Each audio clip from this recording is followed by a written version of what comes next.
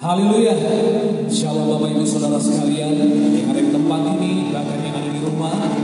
Selamat pagi semua, saya percaya keadaan kita diberkati Tuhan.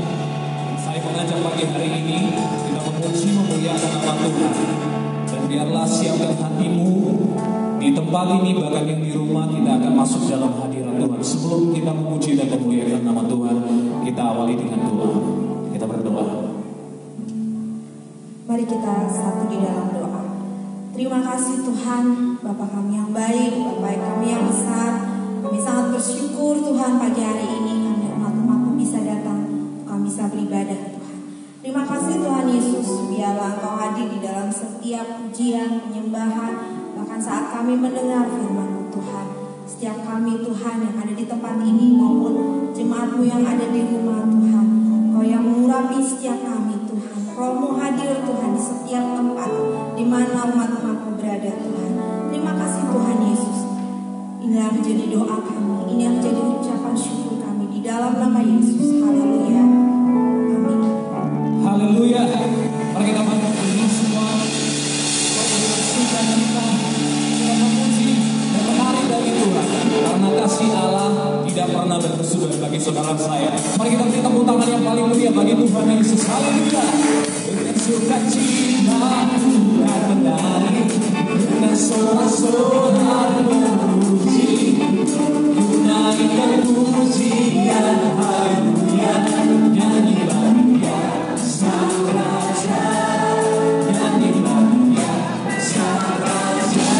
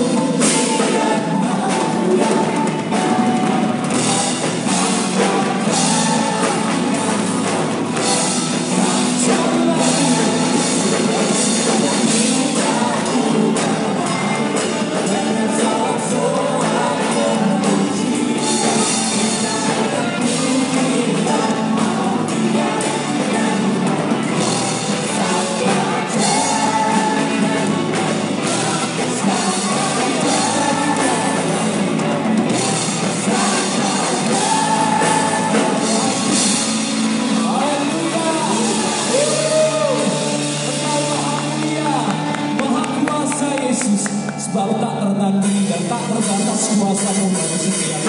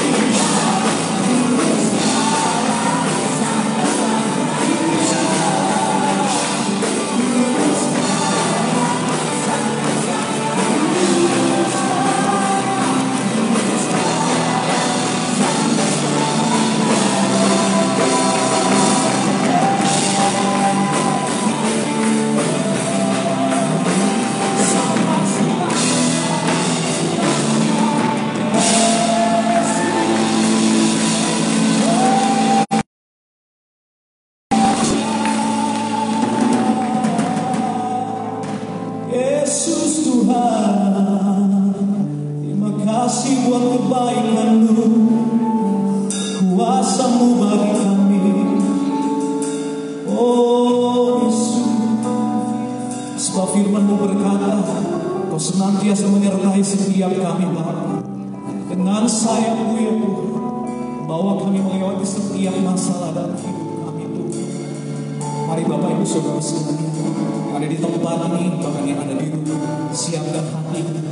Kita akan terima kebenaran firman Tuhan pagi hari ini. Haleluya Yesus. Terima kasih Tuhan.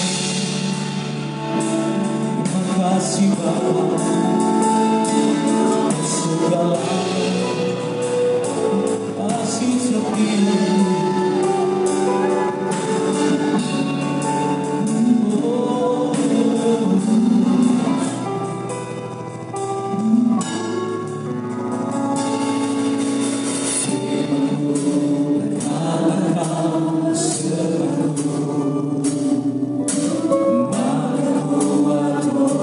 Jiwa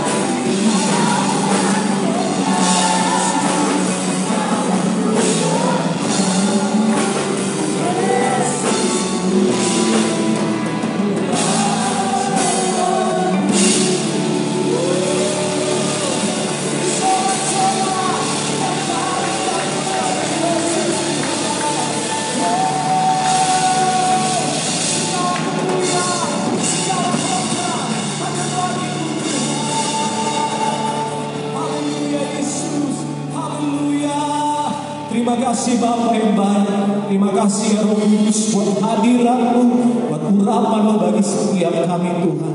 Kami percaya setiap pujian yang kami sudah naikkan sudah menyenangkan hati-Mu ya Bapa. Terima kasih Tuhan. Dan biarlah urapan-Mu senantiasa mengalir dalam setiap hidup kami. Bahkan terlebih sebentar kami akan mendengar firman-Mu Tuhan. Urapi hamba-Mu yang akan membawakan firman. Dan setiap kata kalimat yang keluar dari mulut hamba penuh dengan kuasa. Mujizat Allah terjadi di tengah-tengah kami, bahkan saudara kami yang ada di rumah. Terima kasih Bapa yang baik. Terima kasih Tuhan Yesus. Kami yakin dan percaya segala intimidasi dari si jahat, kuasa gelap, Tuhan sudah lalukan di tengah-tengah kami. Dan biarlah kami bebas untuk mendengar firman-Mu. Terima kasih Bapa yang baik. Kami siap duduk dengar firman-Mu Tuhan. Hanya di dalam nama Tuhan Yesus kami berdoa dan bersyukur. Semua yang siap untuk mendengar firman Tuhan sama-sama katakan amin. Haleluya.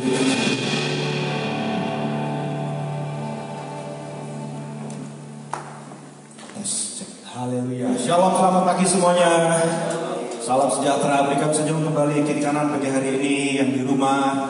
Apa kabar semua? Happy Sunday, Tuhan Yesus memberkati. Semoga kiranya semua dalam keadaan sehat-sehat, semua dilindungi Tuhan, dan semua tetap kuat di dalam iman di dalam masa-masa seperti ini, saudaraku ya. Mari kembali kita buka hati kita fokuskan seluruh hidup kita.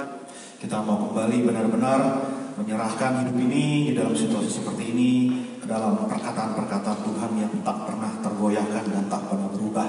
Mari sama-sama kita kembali buka kitab kita di dalam Injil Markus. Banyak yang percaya pertolongan kita hanya datang dari Tuhan. Amin. Ketika manusia tidak bisa berbuat apa-apa, ketika segala kemampuan yang telah dicapai oleh manusia tidak berdaya, kita tahu kita selalu punya pertolongan yang datang dari atas, dari Tuhan. Haleluya. Puji Tuhan. Sampai mari kembali kita arahkan hidup kita kepada Dia, dan kita buka dalam Markus pasal yang ketiga. Pembelajaran kita dari Injil Markus, kita masuk kepada dalam kisah perjalanan salib ya, yang Yesus mulaikan dan menjadi teladan bagi kita semua untuk kita jalani sama-sama di dalam kehidupan kita, dalam segala tantangan yang kita hadapi. Kita kembali kepada Markus pasal yang ketiga. Saya beri judul pagi hari ini firman Tuhan berjudul menghadapi penolakan. Bagaimana kita harus meresponi, kita harus mencari solusi di dalam kita ketika kita mengalami penolakan dalam situasi hidup ini. Saudara kasih Tuhan, dalam hidup ini kita tidak bisa berharap bahwa hidup ini akan berjalan lancar, berjalan semua sesuai dengan kehendak, sesuai dengan rencana, sesuai dengan harapan, sesuai dengan doa dan keinginan kita. Dalam hidup ini saya yakin setiap kita pasti pernah mengalami satu kali, dua kali, jarang, kadang-kadang sering mungkin yang namanya penolakan dari hidup, dari manusia, dari sesama dan sebagainya.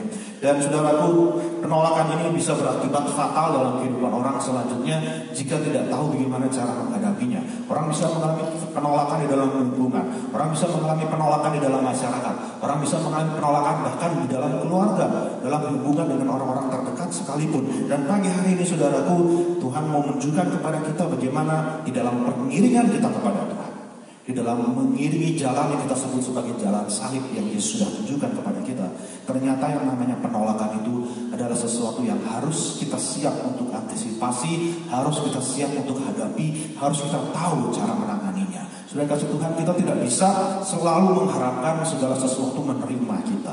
Semua orang mau menerima kita. Kita tidak bisa mengharapkan bahwa apa yang menjadi keinginan kita semua orang akan penuhi, semua orang akan inginkan, semua orang akan dukung dan sebagainya. Kita harus menyadari bahwa ternyata dalam hidup ini saudaraku, kita akan menghadapi yang namanya penolakan.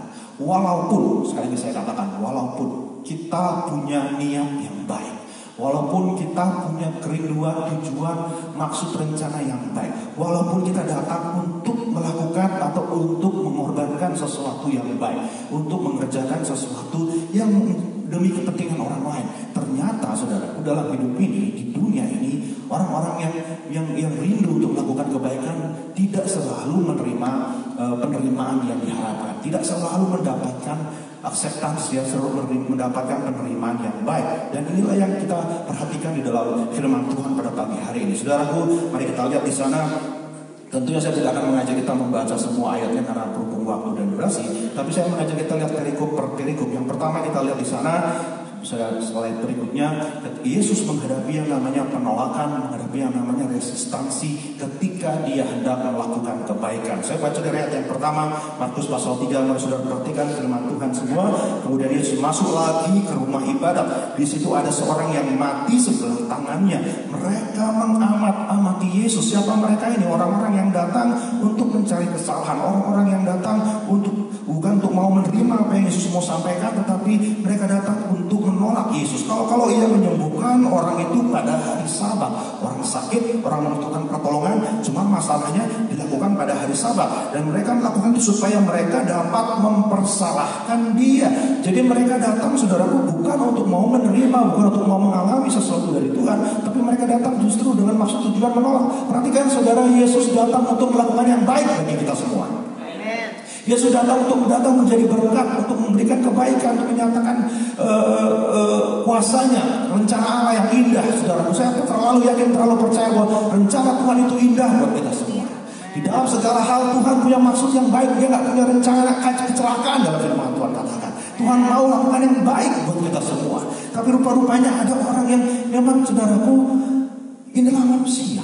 Saudara, next point, bahwa ternyata karakter manusia, saudara ya. Saya katakan ini sebuah sifat alami yang ada di dalam manusia, bahwa karena kuasa Allah, rata-rata manusia percaya dan cinta. Biasanya orang yang yakin bahwa Allah itu berkuasa aja dan luar biasa. Kita nggak heran dengan itu, kita nggak menolak hal tersebut. Dan mereka juga, saudaraku, mereka datang, mereka berharap, mereka yakin, mereka tidak sedikit pun khawatir atau tidak sedikit pun ragu bahwa Yesus bisa melakukan mujizat.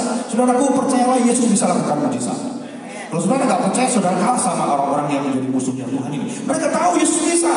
Mereka tahu Yesus bisa melakukan kebaikan. Mereka tahu Yesus bisa melakukan mujizat. Mereka tahu Yesus bisa sembuhkan. Cuma masalahnya mereka mau lihat apakah Yesus menyembuhkan di hari Sabat atau tidak, sesuai dengan aturan mereka atau tidak, sesuai dengan kebenaran mereka atau tidak. Jadi saudaraku, mereka percaya akan kuasa mujizat. Mereka percayakan kuasanya Tuhan. Mereka percayakan kuasa ajaib daripada Tuhan. Cuma masalahnya mereka tidak mau pribadi daripada Tuhan itu. Mereka mau berkatnya, mereka mau mujizatnya, mereka yakin Tuhan sanggup, tetapi mereka tidak mau ketika Tuhan melakukan sesuatu yang berbeda menurut pemahaman mereka. Bagi mereka hari Sabat tidak boleh melakukan begini, tidak boleh melakukan begitu. Mereka buat berbagai macam aturan yang pada intinya menyeleweng, menyimpang dari tujuan sebenarnya pada hari Sabat. Dan bagi mereka, siapapun yang mencoba melakukan pelanggaran berarti bertentangan dengan mereka, berarti mereka menganggap sebagai musuh, sekalipun orang tersebut bertujuan yang baik. Inilah yang aneh di dalam dunia, inilah yang aneh dalam manusia, dalam karakter manusia, saudara. Ya, percaya dengan kebaikan, percaya dengan mujizat dan sebagainya, tetapi ada resistansi di dalam diri manusia. Ketika apa yang disampaikan atau bagaimana caranya Tuhan menyatakannya bertentangan dengan pemahaman, dengan kebenaran, dengan keyakinan kita. Dan itu sebabnya mereka bukannya mau mensyukuri adanya mujizat, mau mensyukuri adanya kuasa, adanya orang ditolong. Mereka justru lebih mempermasalahkan hal-hal yang sepele, sebenarnya sangat sepele sekali dibandingkan dengan orang yang lumpuh, orang yang mengalami cacat yang tidak bisa ditolong dengan cara yang lain. Sudah kasih Tuhan, saya terlalu yakin Tuhan sanggup menolong kita setiap waktu.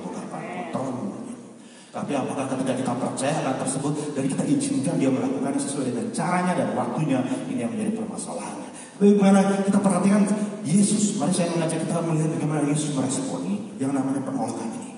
Dia mau berbuat baik, dia mau menolong orang, dia mau menyembuhkan orang. Tetapi ada orang-orang yang tidak mau itu terjadi sesuai dengan aturan mereka. Bagaimana reaksi Yesus? Bagaimana bukan reaksi, respon Yesus, boleh saya katakan saudaraku ya.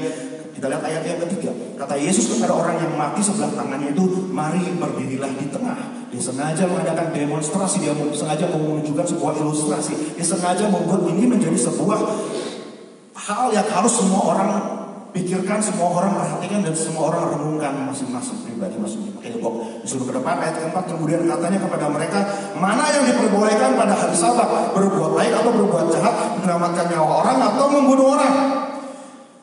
Boleh gak saya sembuhkan ini? Walaupun ini bertentangan dengan aturan kalian, boleh gak saya menunjukkan kuasa Allah yang sangat mengasihi dia, sangat peduli dengan dia, sangat ingin menolong dia, hanya saja tidak sesuai dengan cara kalian, tidak sesuai dengan pandangan kalian, tidak sesuai dengan pemahaman kalian.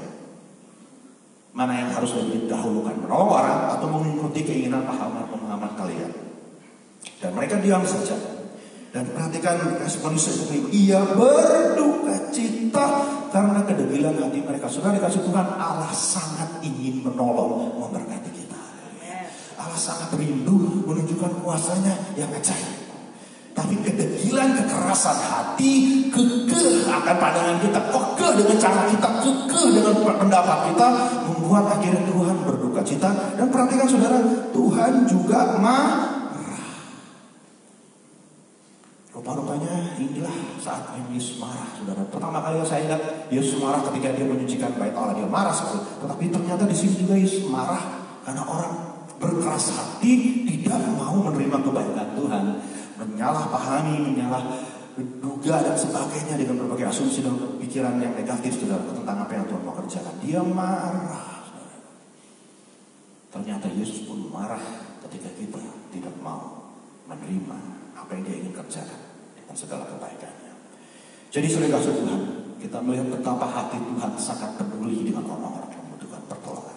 Betapa Tuhan sangat sedih melihat ketika hanya karena aturan, oleh karena dogma, teologi, oleh karena doktrin, oleh karena ketentuan-ketentuan peraturan-peraturan berbagai macam keagamaan yang membuat orang tidak lagi menolong sesamanya, tidak lagi menginginkan orang lain mengalami pertolongan Tuhan, saudara. Ya, itu sangat menyedihkan hati Tuhan.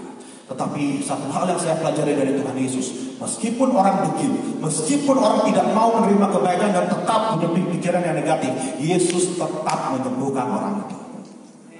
Kalau ada amin, saudara, Yesus tidak lantas, ya sudahlah, saya punya maksud baik, saya mau memberkati orang, saya mau menolong, tapi ditolak, tapi tidak diterima, tapi malah saya mendapatkan balasan yang tidak menyenangkan. Ya sudah, saudara. Mudah bagi kita bereaksi seperti itu. Banyak orang yang tergerak untuk melakukan kebaikan. Banyak orang yang terpanggil untuk meneladani itu, untuk menjadi orang yang berbelas kasihan, mau menolong orang, mau melayani orang lain, mau memikul beban orang lain dan sebagainya. Tapi begitu menghadapi yang namanya penolakan ini, biasanya ego kita mulai bermain di situ dan mulai kita berpikir, emangnya dia siapa? Orang saya tujuannya berbuat baik, kok saya tujuannya mau melakukan kebenaran, tujuannya saya sungguh-sungguh demi kebaikan orang, kok saya ditolak? Ya sudah, kalau begitu, ya tersinggung saudaraku ya, dan akhirnya berhenti berbuat baik. Bahkan ada hamba-hamba Tuhan berhenti melayani karena ketika mereka melakukan yang terbaik, bukannya yang baik yang mereka dapatkan, tapi justru mereka mendapatkan penolakan. Saudara kasih Tuhan, Yesus sudah mengalami itu semua. Halo saudara, ada amin dari pagi puji Tuhan. Yesus alami itu, Yesus mengerti itu. Tapi itu tidak membuat dia berhenti melayani, tidak membuat dia berhenti untuk terus berbuat kebaikan. Karena di dalam jalan salib, saudaraku, diajarkan bahwa saya melakukan ini bukan karena saya mengharapkan penghargaan dari orang lain, bukan karena saya mengharapkan afirmasi, mengharapkan ada orang lain yang mau memuji saya, bersyukur, berterima kasih kepada saya. Puji Tuhan, itu memang hal yang baik. Tapi toh kalau tidak ada yang melakukan itu, jalan salib mengajarkan kita tetap berbuat kebaikan. Next slide. Jadi ini yang saya mau tekankan, saudara sekalian. Kalau kita mau benar-benar jadi pengikut Tuhan Yesus, mari kita menyadari bahwa sifat alami manusia, emang istilahnya udah dari sononya gitu, saudara saya. Pakai bahasa Bali, nak mulut keto, namanya manusia, namanya orang, ya saudara, ya seperti itu. Ketika kita berbuat baik, disalahpahami atau ditolak dan sebagainya, bukannya disyukuri. Haleluya Tuhan. Tetapi kalau kita mengerti jalan salib, kita tidak berhenti hanya karena kita mengalami hal seperti itu. Karena kita bukan melakukannya demi mendapatkan afirmasi, demi mendapatkan penghargaan dari manusia. Tidak. Kita tahu di dalam jalan panggilan kita kepada Tuhan, kita hanya mencari afirmasi yang daripada Allah saja. Karena kita hanya peduli dengan apa yang menjadi penghargaan yang dari Tuhan. Upah yang di sorga, itu yang kita kejar. Mahkota yang disediakan ketika kita melewati jalan salib. Next point. Yang kedua, kita lihat cerita berikutnya, saudara. Ada banyak hal tentunya yang bisa saya bagikan di sini, tapi saya benar-benar hanya ingin mencari hal yang penting saja yang menjadi pokok utama saja pembahasan. Berikutnya, saudara, ada hal yang berbahaya ketika kita melakukan hal yang baik. Kita lihat dimulai dari ayat yang ke-7. Kemudian Yesus dengan murid-muridnya menyingkir ke danau, dan banyak orang dari Galilea mengikutinya. Perhatikan Yesus menyingkir. Yesus tidak mau terus berseteru, bersih tegang, tidak mau terus saudara gotot-gototan dengan orang yang menolak dia. Dia menyingkir saja, ya sudah. Walaupun dia tetap melakukan kebaikan, tetapi dia menyingkir dan dia terus melakukan apa yang menjadi panggilannya, apa yang menjadi tugas bapaknya. Juga orang-orang datang dari Yudea, dari Yerusalem, dari Idunia, dari seberang Yordan, dari daerah Tirus dan Sidon. Saudaraku ya, dari Yudea itu daerah yang paling utama di Palestina, dari Yerusalem ibu kota, Idunia di mana itu ujung paling selatan dari tanah Palestina, dari tanah perjanjian, dari seberang Yordan, daerah paling sebelah timur, saudaraku ya. Kemudian dari daerah Tirus dan Sidon paling utara. Jadi dari utara, barat, timur, selatan semua datang untuk menerima, untuk mencari Yesus, untuk mendapatkan pertolongan mujizat. Karena apa? Karena Yesus sanggup.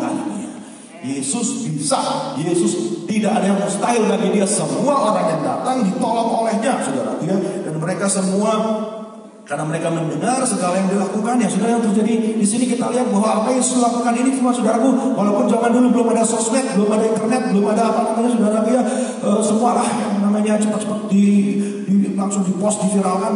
Yesus sudah viral sehingga seluruh barat, timur, utara, selatan datang untuk berbondong-bondong mencari dia, mencari pertolongan. Dan sungguh Yesus pribadi yang luar biasa menolong mereka. Ayat yang 9, ia menyuruh murid-muridnya menyediakan sebuah perahu baginya karena orang banyak itu, supaya mereka jangan sampai menghimpitnya. Begitu banyak orang sampai berdesak-desakan, sampai Yesus saja sampai terhimpit, saudara. Kebaikannya begitu luar biasa, saudara. Sehingga orang berbondong-bondong ingin disembuhkan, ingin mendapat pertolongan instan, dan ingin mengalami mujizat, sehingga saudara sampai Yesus sendiri jadi terhimpit. Ayat 10, sebab ia menyembuhkan banyak orang sehingga semua penderita penyakit berdesak-desakan kepadanya, hendak menjamahnya. Saudara, saya sering dengar cerita di mana ketika pemerintah lah atau ada bantuan sosial membagikan sembako, orang begitu berdesak-desakan, orang begitu berbondong-bondong sampai ada yang mati terinjak. Bahkan ada yang petugas yang memberikan bantuan pun dimaki-maki, dimarah-marah karena orang-orang kecewa dan sebagainya. Padahal dia datang untuk berbuat baik, dia sendiri juga ada getahnya, saudaraku. Itulah manusia. Sudah dapat pertolongan, dapat kebaikan, malah protes lagi, bersungut-sungut lagi, ribut lagi, saudaraku, bahkan memakan korban dan sebagainya. Itulah manusia. Next point. Jadi saudaraku, Yesus begitu tenar, Yesus begitu cepat viral tanpa ada sosial media. Pada waktu itu begitu banyak berbondong-bondong mencari dia, mencari pertolongan bagi dia. Bagi manusia zaman sekarang, hal seperti itu, kalau sudah followernya sampai sekian banyak, saudara, begitu banyak pengikutnya, saudara, dia yang like-nya begitu banyak, begitu viral dia, wow, ketenaran mengubah orang, saudara, kalau dikatakan sudah populer, berubah dia pribadinya, dan itu bisa menjadi jerat. Saya katakan jerat di sini bagi jalan salib kalau kita tidak mengerti panggilan kita untuk mengikuti yang namanya jalan salib. Ada haleluya semua bagi hari ini, saudara. Kita tidak dipanggil untuk tenar, kita tidak dipanggil untuk populer, kita tidak menaruh penghargaan kita, harga diri kita kepada ketenaran, kepada popularitas, berapa banyak orang yang suka sama kita, berapa banyak follower kita, berapa banyak yang nonton, mungkin kita punya upload dan sebagainya, saudara. Itu nggak penting banget, saudara. Di dalam salib kita tahu bahwa panggilan, tujuan kita, penghargaan hidup kita hanya tempatkan di dalam tangan Tuhan saja. Dan ini yang berbahaya sekali kalau kita menaruh harga diri kita kepada ketenaran, kepada pandangan orang, popularitas dan seterusnya. Dan Yesus memberikan teladan bagi kita, dia tidak membiarkan dirinya terjerat oleh hal itu, saudara. Ya, kita lihat bagaimana Yesus meresponi hal yang seperti ini. Satu poin lagi, saudara. Ya, ayat 11 dikatakan, bila mana roh-roh jahat melihat dia, mereka jatuh tersungkur di hadapannya dan berteriak, apa, saudara? Engkaulah anak Allah. Apakah Yesus anak Allah, saudara? Benar, saudara percaya Yesus anak Allah?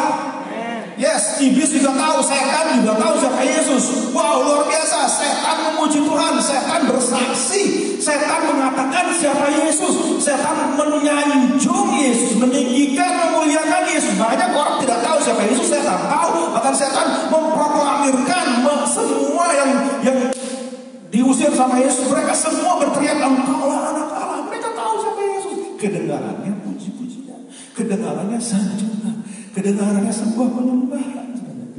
Tapi apapun yang keluar dari mulut dan hati setan tidak pernah baik, tidak pernah benar-benar tulus, murni dan menjadi berkah buat orang. Tidak.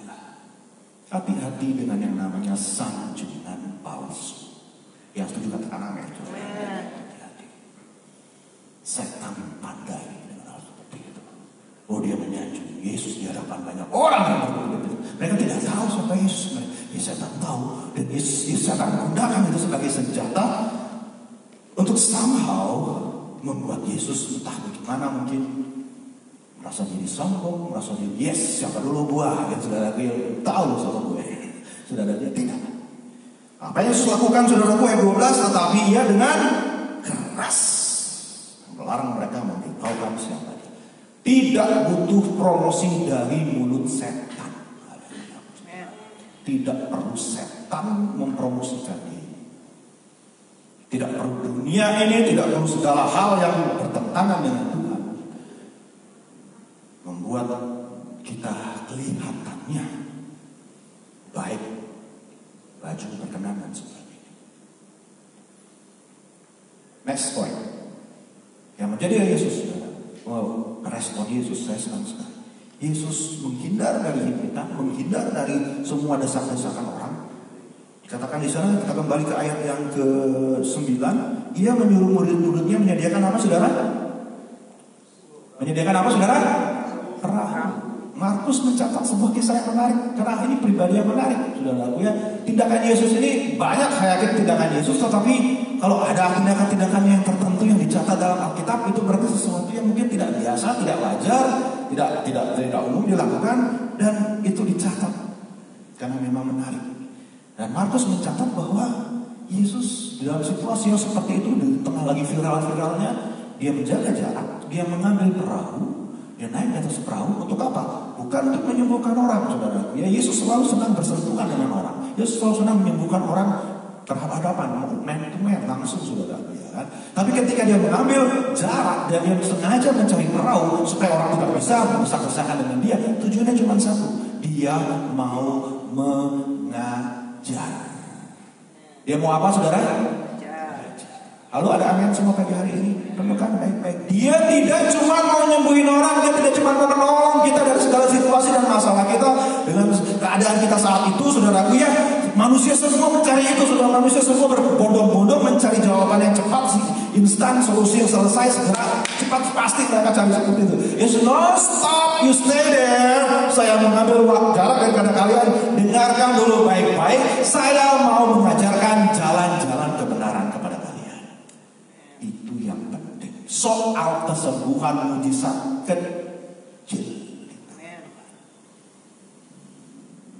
Saudara percaya masalah saudara kecil di tangan Tuhan semua? Yang di rumah bisa katakan amin juga ya. Kecil. Tapi perhatikan, Yesus bisa sembuhkan semuanya, tetapi dia ambil waktu, dia sengaja stop, kalian berhenti semua di pinggir pantai situ. And let me teach you. Izinkan aku mengajar tentang jalan kebenaran, karena itu yang lebih penting. Kamu ditolong sekarang, kamu tetap melakukan kesalahan, kamu tetap hidup dalam dosa. Besok kamu balik lagi dengan situasi yang sama, atau tidak lebih parah lagi. Tapi dengarkan baik-baik, let me teach you. Biarkan aku ajarkan jalan kebenaran supaya kalian dirubah hidupnya. Haleluya. Karena kalau gak berubah di sini, biar mau ditolong ribuan kali sama Tuhan, balik lagi. Masalahnya tetap kembali. Karena inti akar masalahnya gak diselesaikan. Dan cara Yesus menyelesaikannya adalah dengan mengajar kebenaran. Dan orang yang mau mendengar ajaran, hidupnya pasti dirubah. Nasihat firman Tuhan itu mendatangkan panjang umur, kesehatan, kekayaan, kemuliaan, kehormatan, kata firman Tuhan. Jadi mari saudaraku, kita menghargai betapa pentingnya diajar sama Tuhan. Jangan cuma cari solusi instan bagi masalah kita. Yang setuju katakan amin. Jangan cuma mau cari mujizat. Saya mau katakan kecil, itu semuanya ditambahkan sama Tuhan. Carilah dahulu kerajaan Allah dan kebenarannya. Mari taruh yang penting di posisi yang penting dulu, maka yang lain pasti akan jatuh pada tempatnya masing-masing. Dan yang berikutnya justru membungkam sanjungan yang gak penting. Saudaraku, jangan izinkan mulut iblis menguji kita, menyanjung kita, membuat kita merasa hebat dan seterusnya. Gak ada gunanya hal seperti itu. It's a vanity, kata pengkhotbah. Itu hal yang sia-sia yang dikejar oleh manusia, pada akhirnya tidak membuat kita puas. Next slide. Jangan selalu mengingatkan kita bahwa kemuliaan hanya milik Tuhan saja. Biar nama Tuhan yang dipuji, biar nama Tuhan yang ditinggikan. Saya tidak cari kemuliaan dunia ini, saya tidak cari hormat, saya tidak cari pujian, sanjungan dari manusia, saya tidak menaruh harga diri saya kepada apa kata-kata orang, saudaraku ya. Tapi kita semua yang ada dalam jalan salib, kita hanya mencari pujian yang dari Tuhan saja. Next point, saudara. Kisah berikutnya kita lihat di situ Yesus memanggil ke-12 murid. Kemudian dia naik ke atas bukit ayat 13, memanggil orang-orang yang dikehendakinya. Dan mereka pun datang kepadanya, yang menetapkan 12 orang untuk menyertai dia. Katakan untuk menyertai dia, saudaraku. Atau untuk bersama dengan dia. Katakan untuk bersama dengan dia. Karena dalam bahasa Inggris dikatakan to be with him. Dia memanggil dari sekian banyak orang, bondong-bondong orang, ribu-ribu orang, saudaraku ya. Bahkan pengikut setianya ada ratusan orang mungkin, saudaraku ya. Tetapi di antara mereka semua Yesus memilih, Yesus sengaja mau fokus, katakan fokus kepada hanya orang-orang pilihannya. Apa tujuannya? Untuk bersama dengan dia, to be with him, untuk menyertai dia, dikatakan dalam bahasa Indonesia, untuk selalu ada bersama dengan dia. Yang lain come and go, yang lain kalau ada maunya datang, begitu dapat apa yang dia mau pergi. Tetapi 12 orang ini diharapkan oleh Yesus to be with me, selalu ada bersama dengan aku. Apa artinya Yesus mau fokus sama mereka? Yesus mau benar-benar menyisihkan semua yang tidak terlalu penting, hal-hal yang cuma hal-hal yang sepele. Dia mau fokus sama hal yang paling utama, hal yang paling penting, karena dia tahu, saudaraku, waktunya terbatas, hidup ini terbatas dan sebagainya. Tapi kita perlu mengerjakan sesuatu yang melintasi segala zaman, melintasi generasi kita. Itu sebabnya Yesus memilih murid-muridnya di saat-saat seperti itu. Banyak kebutuhan, manusia selalu punya kebutuhan. Hari ini butuh dipenuhi, besok masih butuh lagi. Kalau kita fokus hanya sama kepada kebutuhan, saudaraku, tidak ada habisnya. Manusia tidak pernah puas pada dasarnya. Makanya Yesus mengambil keputusan. Yesus tahu apa yang harus dia lakukan. Dia fokus untuk mempersiapkan para pemimpin-pemimpin berikutnya. Sudah bisa baca semua nama daftar di sana. Tapi kita baca ayat yang ke-20. Kemudian Yesus masuk ke dalam sebuah rumah, maka datanglah orang banyak berkerumun pula, sehingga makan pun mereka tidak dapat. Kasihan banget. Melayani, nolong, lakukan kebaikan. Sampai-sampai saudara nggak ada waktu untuk makan aja. Stop, berhenti makan 5 menit saja nggak bisa. Namanya manusia itu nggak akan pernah habis maunya. Halo? Gak pernah berhenti orang itu mencari pertolongan. Semua orang next point, semua manusia selalu mau menuntut. Saya mau ditolong, saya butuh ini, saya butuh itu. Saudara, gak ada habisnya kalau kita terpanggil untuk melakukan kebaikan. Kalau kita tergerak oleh Tuhan untuk mengerjakan hal-hal yang baik bagi Tuhan. Siap-siap, saudaraku. Yang namanya manusia tidak pernah puas, tidak pernah mengatakan cukup, gak pernah merasa bahwa sudah selesai. Namanya manusia selalu menuntut, sampai gak ada waktu untuk makan. Mereka gak peduli, sudah dikasih Tuhan, kasihan banget. Maka Yesus dieksploitasi, sudah dikasih Tuhan.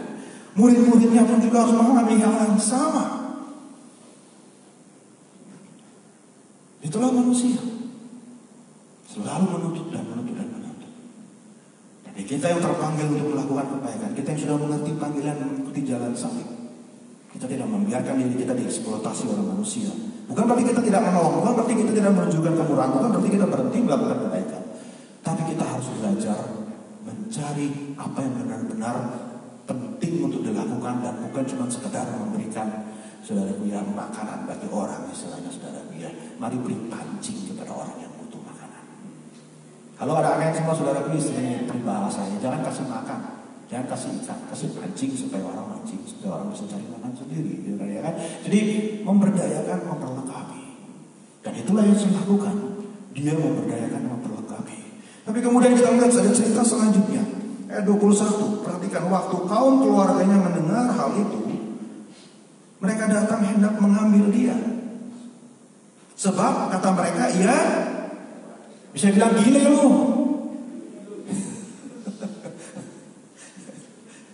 Yesus bilang tidak waras. Kalau bahasa Balinya sarap. Bersarap. Keluarganya sendiri menolak dia, terbayangkan. Penolakan yang begitu tajam, begitu menyakitkan kalau boleh bilang. Tadi saya boleh bilang, katakan saudara ya, saya yakin kita yang mengalami seperti ini. Kalau sampai kita mengalami penolakan dari orang terdekat, orang lain, orang yang tidak kita kenal sih mungkin oke-oke saja. Tapi orang terdekat loh yang memberikan penolakan. Sampai-sampai bukan cuma ditolak, dibilang Kalau digila-gilai orang itu luar biasa, tapi kalau dikatakan lu gila lu nah itu kata orang saudara, digila-gilain orang. Gila dia udah gila dia itu. Dan bisa bayangkan 30 tahun Yesus sudah berbuat apa-apa. Yesus punya adik-adik, ya kita bilang di situ bahwa ada adik-adiknya Yesus. Maria sendiri juga padahal sebenarnya dia sendiri sudah melihat penglihatan, mendengar pesan dari malaikat, sudah bisa bayangkan, tapi dia tetap ketika Yesus setelah 30 tahun, Yesus 30 tahun ada ayam aja. Saya bisa bayangkan ya. Saudara adik-adiknya tanya Yesus ini orangnya ya begitulah, biasa aja. Sebelum umur 30 tahun dia tidak melakukan apa-apa, tidak melakukan mujizat, tidak melakukan hal-hal yang luar biasa, just a common guy, just a normal guy, orang yang biasa saja. Tapi tiba-tiba kok mereka mendengar, sepak terjangnya kakak tertua kita ini luar biasa, apa yang terjadi? Kok bisa sampai begitu, sampai sekian banyak orang udah jadi begitu viral dan sekarang wah kemana-mana tenar orang ikutin dan seterusnya. Dan mulai menunjukkan hal-hal yang tidak umum, dia mulai bertentangan dengan pandangan umum, bertentangan dengan sistem, bertentangan dengan para pemimpin-pemimpin agama yang dihormati, yang disegani dan seterusnya. Saudara kan, wah ini pasti tidak beres. Mulai dengar kata omongan orang ini gosip itu, saudara bicara ini sebagainya, mereka mulai punya pandangan yang berbeda. Mereka mulai berasumsi, wah kakak kita udah gila. Maria berpikir, waduh anakku sudah bikin malu. Dia sudah entah kena kerasukan setan. Apa kali saudara, karena berikutnya dikatakan Yesus dikatakan kerasukan setan. Aduh, saya bayangkan saya jadi Yesus. Aduh, kok keluarga saya sendiri menolak saya. Wow, penolakan yang sangat-sangat dalam. Tapi apa yang menjadi respon Yesus? Next point, saudaraku, ini yang Yesus lakukan, ini yang Yesus ketika dia fokus kepada pemuritan. Katakan pemuritan semua saudara. Dia lebih fokus pada orang lain menolak, please kalian yang 12, kalian yang kuadakan. Dia memilih dari sekian banyak orang dan dia menginvestasikan. Kita akan lihat saudara selanjutnya, dia benar-benar mencurahkan segala sesuatu kepada mereka, mempersiapkan mereka, memberdayakan mereka, memperlengkapi mereka. Saudara kasih Tuhan, kita tidak bisa mencegah orang menolak kita, tapi mari kita fokus kepada orang-orang yang berhak, yang layak, yang saudaraku, yang pantas untuk kita investasikan hidup kita. Orang yang menolak Yesus mau bilang apa? Saudaraku, sampai Yesus mati dan bangkit, keluarga Yesus tidak percaya kepada dia, cuma ibunya saja. Setelah dia bangkit menyatakan diri, barulah saudara-saudara percaya kepada dia. Kalau Yesus menghabiskan waktunya hanya untuk membuat orang menerima dia, keluarganya mau menerima dia, gak ada waktunya dia untuk mengerjakan panggilan Bapa. Jadi fokuslah kepada yang namanya pemuritan. Saya yakin ini panggilan gereja hari-hari ini, kita mau benar-benar mengalami pemuritan di dalam kerajaan surga. Haleluya. Oke, saudara yang ikut kelas 2-on-1 terus dengan menyerah ya, 2-on-1 ya, kelas keanggotaan jemaat. Itulah kelas pemuritan, kita diperlengkapi dengan firman, kita diajar kebenaran, kita lebih maju di dalam Tuhan. Saudara mau lebih maju dalam Tuhan semuanya? Amin. Haleluya. Next.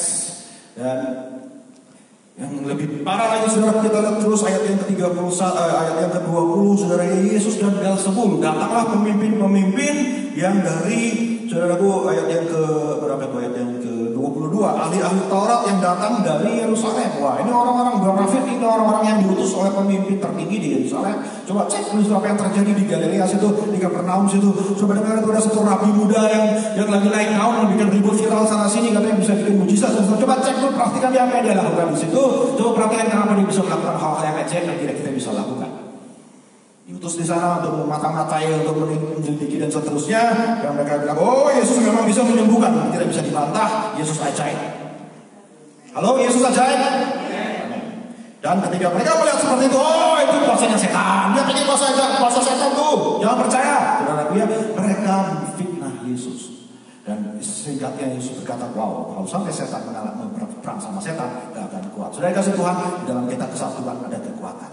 Setan juga tahu kalau dia gak bersatu, dia gak akan bisa bertahan. Ya kan? Makanya kita gereja Tuhan, kita jemaat Gloria, kita harus tetap bersatu. Haleluya. Karena dalam kesatuan kerukunan ada berkat Tuhan. Tapi Yesus kita lihat di sini, Yesus difitnah. Yesus kata-kata yang tidak benar. Kuasa Tuhan dikatakan kuasa setan. Hal yang baik dikatakan hal yang jahat. Hal yang tujuannya mulia dikatakan pasti dia begini, pasti dia begitu, macam-macam fitnah. Saudaraku, fitnah lebih kejam daripada pembunuhan, kata saudaraku, ya kan? Benar-benar hal-hal yang merusak karakter, merusak image dan seterusnya. Next point. Tapi apa yang dilakukan? Inilah yang namanya iri dan dengki. Makanya saudara bilang sama kiri kanan, hati-hati jangan iri, bilang saudaraku ya. Sebelahnya lagi, hati-hati jangan dengki. Karena begitu iri pasti jadi sama orang tersebut. Mau orang itu melakukan yang baik, mau orang itu menunjukkan hal yang luar biasa, tapi kalau udah dasarnya iri dan dengki, saudara, dia tetap tidak akan baik di matanya. Bahkan dikatakan itu dari setan tuh, wah itu begitu tuh, pokoknya ada aja ceritanya, ada aja saudaraku ya, konspirasinya dan seterusnya. Karena melihat orang lain sukses, nah itu hati sekali saudara, ini karakter kita manusia. Next, nah apa yang menjadi respon Yesus? Yesus mengajarkan soal pengampunan dosa terhadap anak manusia. Hujat seperti apapun akan diampuni, tetapi hujat terhadap Roh Kudus tidak akan diampuni. Yesus hanya I release you.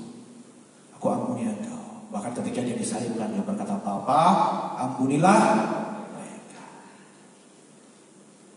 Mau difitnah, mau digimanain, ya sudah. Nanti juga mereka ngerti. Mungkin begitu saudara, ya kan. Yang penting kita lepas dari beban sakit hati, beban merasa ingin membalas, beban ingin membela diri, beban ingin menunjukkan kebenaran diri sendiri. Biarlah kita belajar mengampuni. Silahkan orang mau ngomong apa, itu masalah mereka, bukan masalah kita. Tugas kita hanya melepaskan pengampunan. Ada amin, puji Tuhan semuanya. Biarlah kasih Allah memampukan kita untuk mengampuni. Next slide. Terakhir saudaraku, kembali Yesus diperhadapkan dengan saudara-saudaranya. Ayat yang ke-31, datanglah ibu dan saudara-saudara Yesus, sementara mereka berdiri di luar, mereka menyuruh orang panggil dia. Coba panggilin dulu tuh kakak. Kami coba panggilin tuh anak saya tuh yang paling tua dulu, bikin malu orang tua aja, bikin malu keluarga saja, sudah bikin hal-hal yang bikin malu dan seterusnya. Apa yang bikin dia pikir dia hebat dan seterusnya. Macam-macam kata-kata orang saudara ya, bahkan keluarga sendiri. Tapi apa yang Yesus lakukan ketika dia mengalami penolakan yang seperti ini? Next, baik. Karakter manusia kita lihat, mereka merasa lebih tahu daripada Yesus sendiri. Mereka merasa, Yesus pasti begini, Yesus pasti begitu, dia sudah jadi begini, dia sudah jadi begitu. Mereka seolah lebih tahu siapa Yesus daripada Yesus sendiri. Saudara kasih Tuhan, kita nggak bisa menghalangi orang punya berpikiran seperti itu kepada kita. Orang salah paham, salah mengerti sama kita. Orang punya asumsi apapun tentang kita. Well, you know what, ya whatever lah. Apapun yang ada memikirkan tentang saya dan seterusnya. Ya saudara, please. Dan Yesus tidak membiarkan dirinya dimanipulasi, dikontrol oleh pandangan orang, bahkan pandangan keluarga sendiri. Dia tetap move on, dia tetap maju mengerjakan panggilan dan kehendak Bapaknya. Dia tidak menyerah. Ini kita lihat di situ ayat 32, ada orang banyak duduk mengelilingi dia. Mereka berkata kepadanya, lihat ibu dan saudara-saudaramu ada di luar berusaha menemui engkau. Jawab Yesus kepada mereka, siapa ibuku? Siapa saudara-saudaraku? Ia melihat kepada orang-orang yang duduk di sekelilingnya itu dan berkata, katakan saudaraku, inilah sayalah ibu Yesus bilang. Sayalah saudara-saudara Yesus. Sayalah saudara-saudara Yesus. Ada amin semua saudaraku. Ketika orang mau mengikuti kehendak Tuhan, Yesus bilang barang siapa melakukan kehendak Allah, dialah saudaraku laki-laki, dialah saudaraku perempuan, dialah hidupku. Ketika dia mengalami penolakan, bahkan dari keluarganya, penolakan yang saya yakin paling menyakitkan di hatinya. Saudara, Yesus bilang oke. Mereka menganggap saya gila, mereka mau manggil saya suruh pulang karena saya mungkin mau dipasang dan sebagainya, saya nggak tahu ya. Tapi Yesus bilang, silahkan mau bilang apa, tetapi saya mau fokus. Next point, saya mau fokus untuk tetap fokus kepada mereka yang mau mengikuti kehendak Tuhan. Penolakan itu tidak bisa dihindari, tapi jangan biarkan kalau kita ditolak lantas kita menjadi orang yang tertolak, saudara, ya kan? Nggak perlu. Tapi biarlah kita belajar. Oke, silakan. Semoga mereka mengerti. Semoga mereka berbahagia. Toh nanti juga ada waktunya mereka mengerti. Yesus mati, Yesus bangkit, mereka sendiri yang datang dan percaya. Saudara, Yesus menjadi pemimpin dalam gereja. Kita tahu dalam kisah para rasul berikutnya ada waktunya untuk semuanya. Dia fokus kepada yang benar-benar mau mengikuti kehendak Allah. Sudah mau mengikuti kehendak Tuhan? Sudah mau tetap iri Tuhan? Amin. Apa yang terjadi, walaupun penolakan terjadi, walaupun tidak mengalami saudara penghargaan dari orang lain, silakan pemain musik boleh maju ke depan. Next slide yang terakhir. Jalan salib itu tidak populer, tidak mengejar popularitas, dan tidak mencoba untuk memperhargakan diri. Kita tidak cari harga diri kita dari apa yang kita lakukan di jalan salib. Kita tidak merasa diri bangga dengan apa yang bisa kita kerjakan. Kita tidak menaruh nilai diri kita dari apa yang bisa kita kerjakan di dalam pelayanan, di dalam perbuatan untuk melakukan kebaikan. Dan di dalam jalan salib, saudara, Yesus mengajarkan kepada kita, jangan terlalu berharap kamu akan mendapat penghargaan dari manusia. Siap-siaplah jika ada orang yang akan menolak kamu, tidak menghargai kamu, akan menganggap sepi semua kebaikanmu dan menganggap itu semuanya justru disalahpahami, difitnah, dianggap yang jelek dan seterusnya. jangan menyerah, jangan berhenti. Ada pemimpin-pemimpin di gereja kita yang suka share, Pak Gem, saya udah berbuat baik begini dan seterusnya, kok saya malah dibalas seperti itu. Ya dulu Pak, saya ingat sekali oma kita saudaranya waktu oma gembala saya masih bekerja, ketika saya dilantik jadi wakil gembala di sini, mulai reaksi-reaksi yang tidak setuju dan bertentangan dan sebagainya. Yang dulunya saya tolong, dulunya saya berbuat baik, saudara, justru saya menerima balasan yang sungguh menyakitkan hati. Saya datang sama oma, kok pelayanan kayak gitu ya. Oma saya selalu ingat, oma saya cuma melihat saya dan tersenyum. Jadi bagaimana? Mau berhenti pelayanan, mau berhenti pelayanan, mau berhenti ikut Tuhan, mau berhenti jadi berkat Allah. Dan itu selalu menjadi kata-kata yang menjadi tantangan buat saya. Beliau dengan almarhum Opa sudah banyak hal. Saya yakin hamba Tuhan yang senior bisa banyak cerita tentang seperti ini. Dan kita yang sedang meneruskan perjuangan mereka, giliran kita untuk hadapi yang namanya penolakan. Sudah kasih Tuhan, apapun yang kita lakukan, semua layak untuk dilakukan, bahkan penolakan dari manusia. Mau tutup ibadah pagi hari ini, kiranya semakin berkati oleh firman Tuhan. Kiranya semua kita belajar untuk menjalani jalan salib ini dengan setia, menjalani semuanya dengan tetap berserah kepada Tuhan. Bila kau izinkan sesuatu terjadi, ku percaya semua untuk kebaikanku. Bila nanti telah tiba waktu, ku percaya kuasa-Mu memulihkan. Kita akan sekali lagi. Kau berikan sesuatu terjadi, ku percaya semua untuk kebaikanku. Bila nanti telah tiba waktu, ku percaya kuasa-Mu memulihkan. Katakan sama-sama.